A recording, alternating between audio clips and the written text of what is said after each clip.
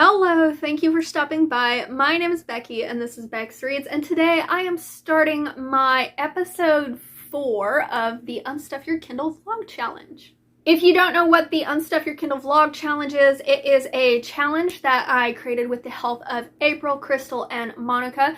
Every other month we each pick a theme of Kindle books that we have a lot of on our Kindles, and then I put up a vote on my community tab and y'all pick one for us. And then the next month we read books that match that theme to clear out our Kindles. So I open up this vlog challenge to anybody with a booktube channel. If you want to participate, you just read books that match that theme off your Kindle and post a vlog on the day that we all upload. And if you're not a booktuber and you just want to read books that match the theme to get books off your Kindle, by all means, you are welcome to participate.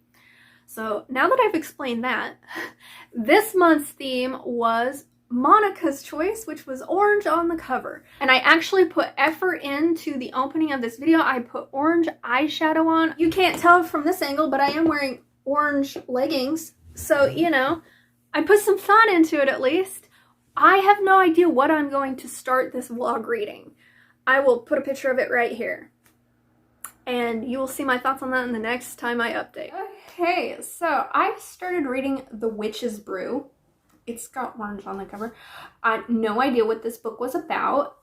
Didn't realize that it was only 60 pages. But this is a fantasy romance, I think. I think it's fantasy romance. About a village. Apparently all the villages have 3 witches in them. And we're following this witch named Lavina, who is a love potion witch. So she makes potions that help the villagers, you know, find love, fix love, have better sex, all that jazz. But she has to do this ceremony every year on a full moon. She has to have sex with another witch to really give her potions magic. And she is supposed to have sex with this male witch named Kaylin. And she has always had a crush on him, but she just never thought that he would have a crush on her as well. So they interact, they start to get to know each other before they have to do this ritual as just like a way to warm up to one another. And it turns out that Kaylin has been attracted to her as well, but he didn't think that she would be attracted to him. So, they get to know one another. They have sex. Everybody's happy. So I'm going to give this 2 stars because there wasn't really much to it. No real plot other than them having to have sex to make this potion work. There was this one aspect where she brewed this potion and then they went, you know, gave each other oral, and she comes back and this potion is damaged. So she has to make a new batch before the night is over and they have to have sex again. So there was that, but there just wasn't much to it. It wasn't badly written. I've read much worse written books before. They also went from like not thinking that each other liked one another to just banging really quickly. It was like, where was the getting to know you? He did help her like with her potions and he asked her questions about herself, but it was like 3 sentences. And then they were banging.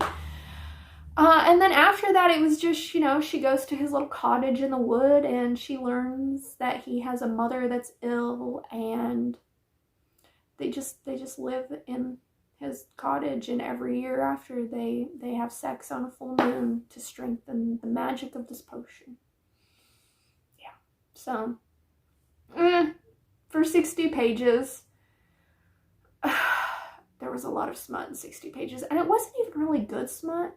Like, it was the same thing over and over again. And this guy is supposed to be, like, really shy and really sweet, but he's also, like, a really bad dirty talker. Like, his dirty talking didn't seem natural to me. So, there was that. But it was a free ebook that I picked up. I would say it wasn't worth the free price tag. It wasn't. Don't bother with this one. It was what it was. It was a witchy, smutty story. That's what it was. Okay. So the next book that I'm going to read is this one. Have no idea yet what it is. I'm just putting a picture up here and this is what I'm going to read next. So I will hopefully give you an update. Hopefully it's longer than 60 pages. We'll see on my next update. I have a quick update. I am about 54 pages, not 54%, 54 pages into this book, Fire on Fire. I had no idea what this book was. When I started reading it, I got it for free. The only thing I remembered about it was a historical fantasy romance, and I thought based on like the title that there would be like a dragon shifter involved. Knew nothing. So basically, this starts off with this man named Aidan. He is in Scotland. It's during the time period of King Henry the VIII, I think, and King James Stewart, I think. Don't take my word on that. It didn't give me an exact date, so I'm just going with that. Don't ask me what date that is. I don't know. But that's the time period we're in. And he is running toward this forest when he sees English soldiers running toward him. And he thinks that he's about to be attacked. But they're running away from something. So he keeps running and he enters the forest and he sees this giant monster. I have no idea if it's a dragon or if it's a phoenix or what it is. But he sees this giant monster that incinerates the whole forest. And when he wakes up, he sees one of his children's toys in the rubble because this village was his village. So he assumes that his entire family, his entire village is decimated. And then it leaps forward 8 years and he is on a ship bound toward Edinburgh to meet up with King James again. And he is on this ship when these strange green creatures attack. So he has to fight them off. And then he gets to King James and King James tells him, we really need somebody to go through these woods that was once his village, he says, because there is something that is preventing people from going through this forest. And if the Scottish can go through this forest, then that will give them a headway into beating the English army. And so he goes back to this forest and he's looking through the remains of what used to be his village when he sees a wolf and he goes to attack it and he somehow goes through this barrier. And all of a sudden he's in this lush green landscape again, this castle, and he sees this woman. And it is his wife, who he thought was dead, and his daughter, who he thought was dead, and his son, who he never met because his wife was pregnant. And he thinks he's in heaven. He thinks he's died. And she's like, no, when the English attacked, I had to use my magic to save everybody. And he's like, you were the monster in the forest who incinerated everything. And then they reunite and whatever. And she's going through his room one day and she sees this journal of ways to defeat magical creatures or whatnot. And so she thinks that he is there to either defeat her or take her back to be used as a weapon for the Scottish army. And that's where I'm at. So I still don't know if she's a dragon. I want to say maybe she's a phoenix because she rose from the ashes, but I have no clue. It hasn't really given me any sort of indication of what she is so far. Other than that, I'm interested to see where this story goes. The writing isn't my favorite. It's written in a tense, and I'm so stupid when it comes to first, second, third person. I can't ever tell them apart. My brain just does not hold on to that information. So I can't tell which person it's written in, but it's one that I don't particularly like. It's almost dinner time. Well, not almost dinner time. There's a few more hours. But I need to start preparing dinner. My sister sent me this recipe for this orange squash carrot fall soup she wanted me to make. So I need to cut up a bunch of things and then bake it for 50 minutes. And then I gotta blend it all together. So let's go do that, shall we?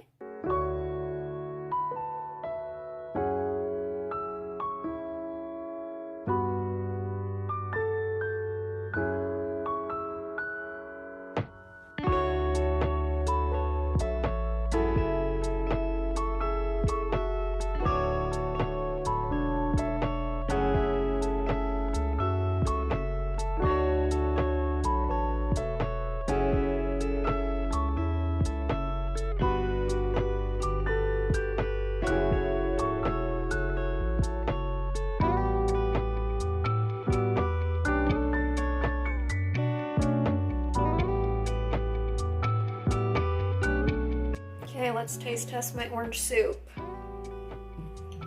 Found this recipe off Instagram. Can definitely taste the apple in it. It's not bad.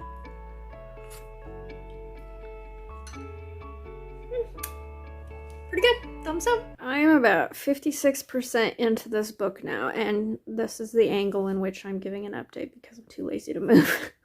And there's orange in the background. So it turns out that she is a druid, much like her father. I still think maybe she has the ability to turn into a dragon, but that hasn't been determined yet. She just has firepower. And what I've determined is when they went through this portal, the land was dying. Like, the animals they took in there weren't living. They couldn't find food. They were on the verge of starvation. So she made a bargain with a slua, which is a being of Scottish folklore. I've read about it before. And that if she would allow this slua to take over her body from time to time to, like, sort of absorb her power and make it stronger, it would provide everything to keep, like, her kids and the villagers she brought through this portal alive. And so she agrees to do this, and they're all thriving. And then not too long after that, these men that Aiden, like, fought with previously, they come through this portal because they were sent there to try and find him, and they ended up coming through this portal.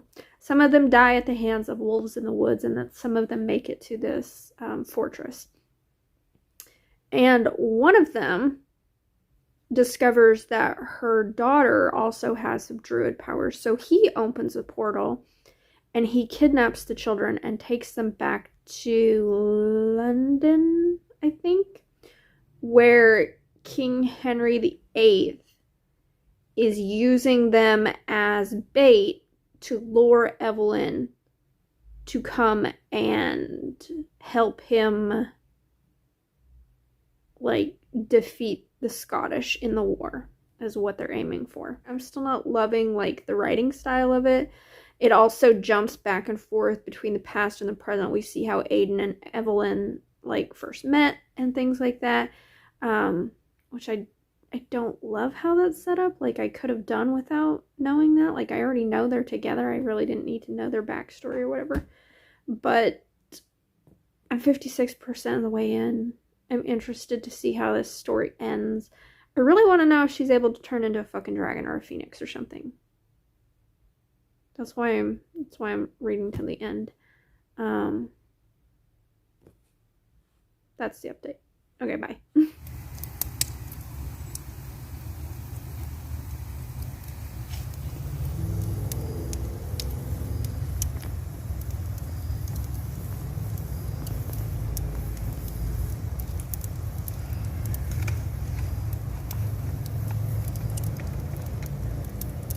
I have some updates for you. I have not been the greatest at vlogging my reading, but I finished 2 books since the last time I saw you. So I finished reading Fire on Fire, and this was meh, a little bit less than meh, actually. What I really liked about this story was the 2 main characters were already married within the story, and that's something that we don't see a lot of within a lot of romances, unless they're like second chance romances where the couple is already married. I would really like to see that dynamic more, because you can have adventures, you can have drama, you can have angst, you can have steamy moments while you're married. And I think that would be a great dynamic to see more of in romances. I also really loved all the druid magic in this story.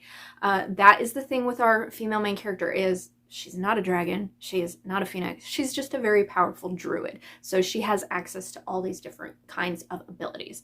And that was kind of one of the things I was disappointed in, because I really thought she would be a dragon or a phoenix or something. Because in the beginning of the story, her husband says he sees this beast in the forest, and he doesn't know it's her until he goes back through the portal and finds her later.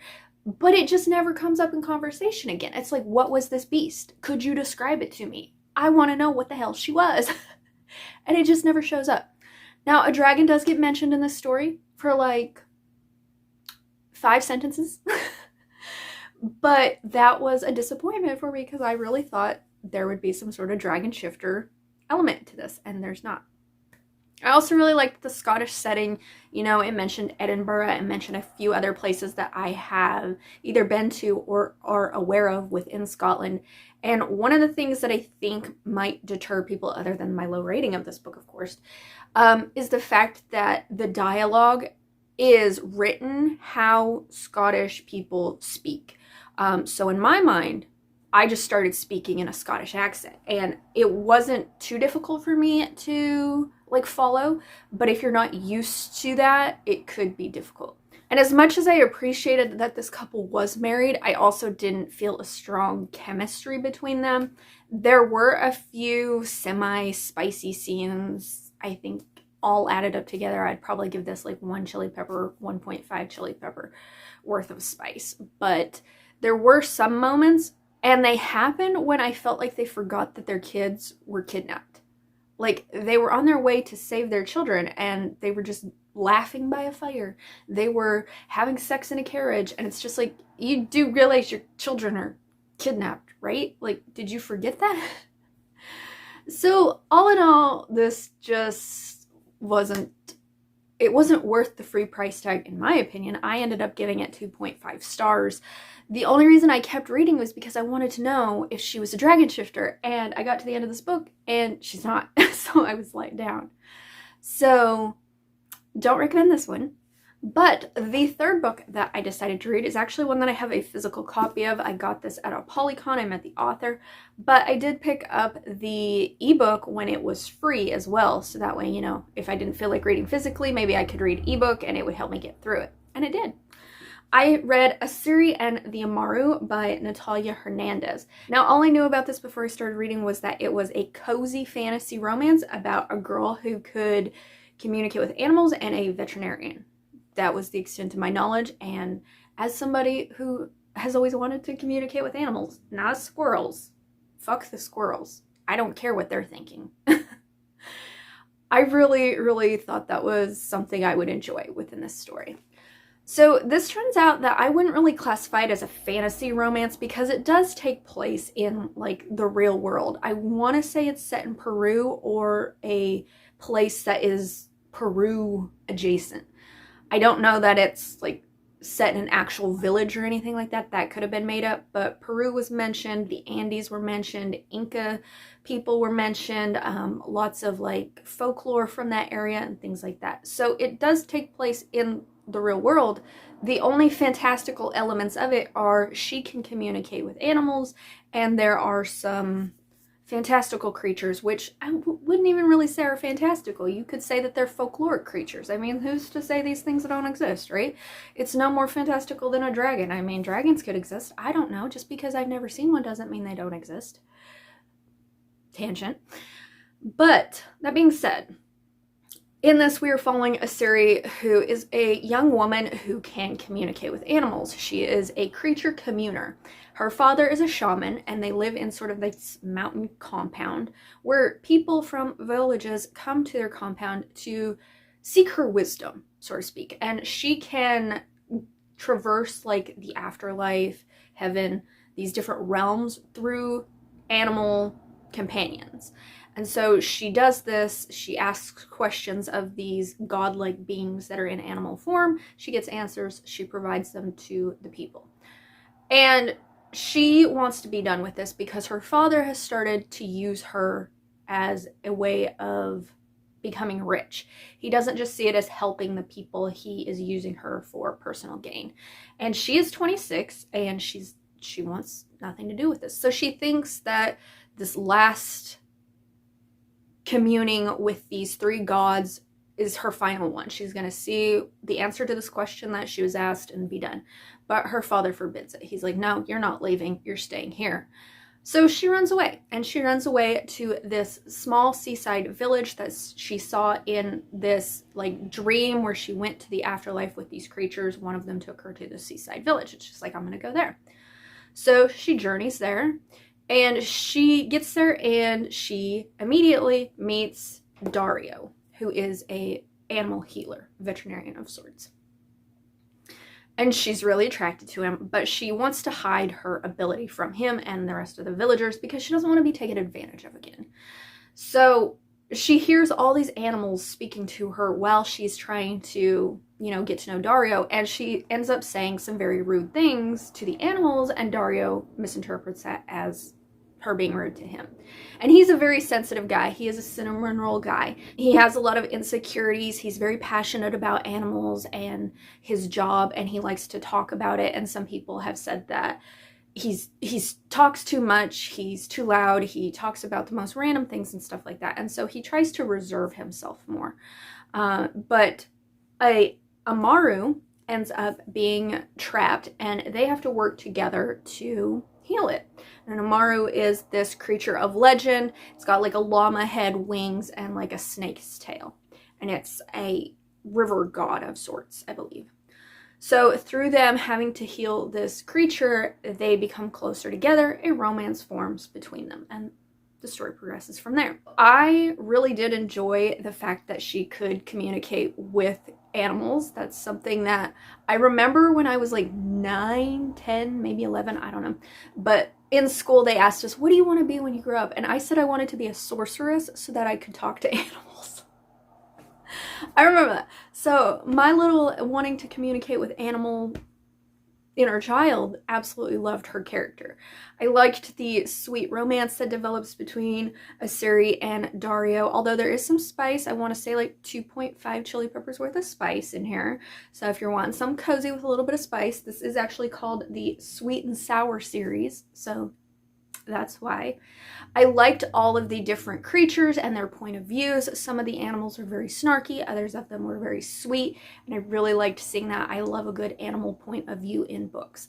I loved the seaside village and the found family that she finds within there, and I liked that this, what I would say is a paranormal romance, a cozy paranormal romance, was from a different culture. That is something that I'm always looking for in my paranormal and or fantasy books as well. A few things that I didn't like about this book were it felt like more of a young adult story. The writing was very easy, breezy. It felt like a younger written story, but the character was mentioned to be 26, and she didn't feel 26 to me because of her lack of experience within the world. I thought she was at least max 20 when I started reading this book, and then it said she was 26, and I was like, okay, guess not. Another major dislike of mine was that these characters do not communicate at all. They're constantly in their heads of thinking, he wouldn't trust me, she wouldn't believe me, she thinks I'm annoying, will he use me for this, blah, blah. And if they just talked it out, they could alleviate a lot of the inner monologue that they had. They wait until the very end of the book to express these thoughts to one another, and it got kind of annoying because it was like, he's attracted to her, she's attracted to him, but they both don't think that they are. And I'm like, just talk already. Another thing that I disliked about this was I thought that her father would play a bigger role in like being the angsty part of the story. I thought maybe he would send people after her to find her, and that just never happened. We never hear about her father again other than the fact she doesn't like him. I'm like, okay, well, his source of income just ran away and he's hunky-dory with it. Must not be looking for it all. Okay. All in all, I really enjoyed this. I ended up giving it 4.5 stars, which is the highest rated book of this vlog. This was cute. This was interesting. It actually has like drawings of the animals before each chapter, which I thought was cute. I wonder if the author did this herself. Another thing was this has like footnotes in it describing like some of the words used and some of the creatures and some of the folklore and things like that. And usually I hate footnotes because I'm not gonna like stop what I'm doing and then go down and read a footnote. But I actually found the footnotes in this kind of fun to read because they were lighthearted and I learned something and it didn't distract from the story. So I enjoyed this. Recommend it if it's in your wheelhouse of things you think you might enjoy. So that is it for this orange theme Unstuff Your Kindle reading vlog. Let me know down in the comments, have you read any of these books? Would you read any of these books? I don't recommend the first 2 books that I tried. I don't think they were worth their free price tag. If you can find this one for free or on Kindle Unlimited and it's something you're interested in, I would recommend this one. But if you don't want to comment that but would like to let me know that you made it to the end of this vlog, could you leave me a pumpkin emoji? That's like the only orange emoji that I'm aware of. And with that, thank you so much for watching, and until my next video, go out there and read a book with orange on the cover. Bye! I'm actually kind of impressed with myself that there was always something orange in this video.